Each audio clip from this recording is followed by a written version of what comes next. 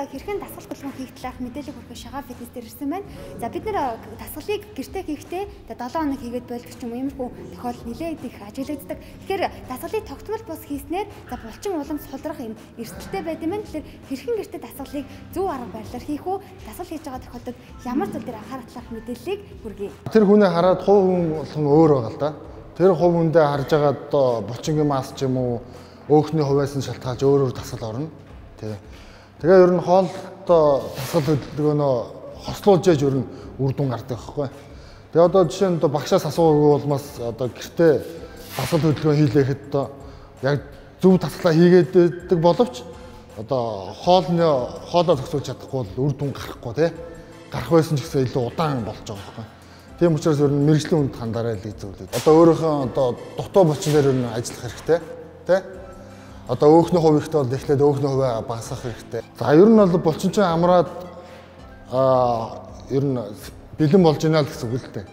Ер нь буларна гэдэг чинь дараагийн дасгал дээр ер нь бэлэн болж.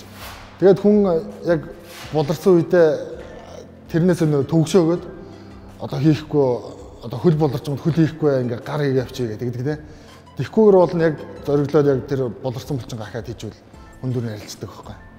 Гарын гурван толгойт гэдэг авгаа мах гэдэг дасгалыг хөнгөн байрлалаар ор юм уу сандал дээр ингэж тулж агаад эмхтэн хүн ингэж хийж болно.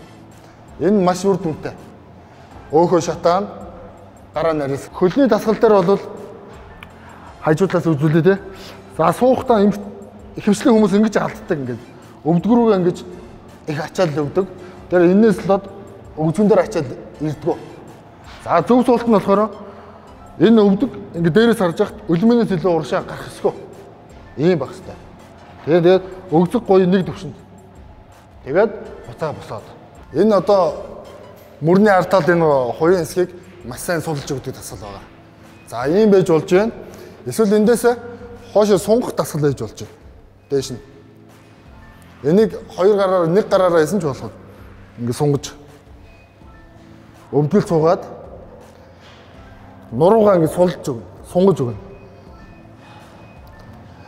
За, энэ гурван дасгал багт ер нь бол хуянгийн асуудал бол дуусна. Нурууны загсан булчин гэдэг энэ урт булчин байгаа. Энэ булчин суларснаас болоод одоо нурууны суулт өх, нурууны хазаалт болдог байхгүй. Тэгээ энэ булчингаа ер нь чанга байлгах хэрэгтэй. Тэгээд энэ дээрээс өмнөөс зүгтэх. За, эсвэл одоо гэрийн нөхцөлд ийм одоо орон дээр хөлөө хийж агаад ингэж тонгоож одоо энэ булчингаа ингэж доош нь суллаад буцааж ингэж чангалах ийм дасгал хийж одоо нурууны хазаалтнаас сэргийлэх боломжтой. Нэг удаа хийхдээ нэг 12-оос 15 давтамжтай нэг 4 оролт ороход болно. Яг одоо нэг 10 хоног дээр амир эрчимтэй турчээ гээл 10 хоног дэглэн бариад 10 хоног ингээл чөлөөтэй ичингүүд бүр өмнөхөөс илүү таргалцдаг тийм. Тийм учраас ерөөсөө яг системтэй авах хэрэгтэй. Одоо нэг 5 хоног дэглэн бариад 2 хоногтоо сайхан дуртай мэдээ ч юм уу. Дасгал хийгээл за гоё болох чинь тэгээд булчин бодож идэл болчихгоот өө за за гэд. Чин сулрна, арьс сулрна, өөхний хувь нэмэгдэн ер нь муу ур дагавартай. Том булчингуудаа нэг өдөр хийгээд жижиг булчингуудаа дагалдуулж нэг өдөр хийх хэрэгтэй байдаг. Жишээ нь одоо цээж хийсэн бол гараа хийдэг те. Нуруу хийсэн бол одоо хевлэгээ хийдэг. Эсвэл тэгээд хөлөө бол дангаар нь хийдэг. Ингэж тус тусны хэрэгтэй. Тэгэхгүй өдөр болгоо ингээд бүх булчингаа зэрэг ажиллуулаад байвал хүний үр дүн гарахгүй. Усаа тогтмол жоохон уух хэрэгтэй. Тий. Тэгж яаж өөр хүний биеийн усыг нөхдөг байгаа тий. Одоо буруу техникээр ингээд жил хийцэн багштай яг мэрэгжлийн ягаад нэг сар хийсэн хоёр нь адилхан байдаг.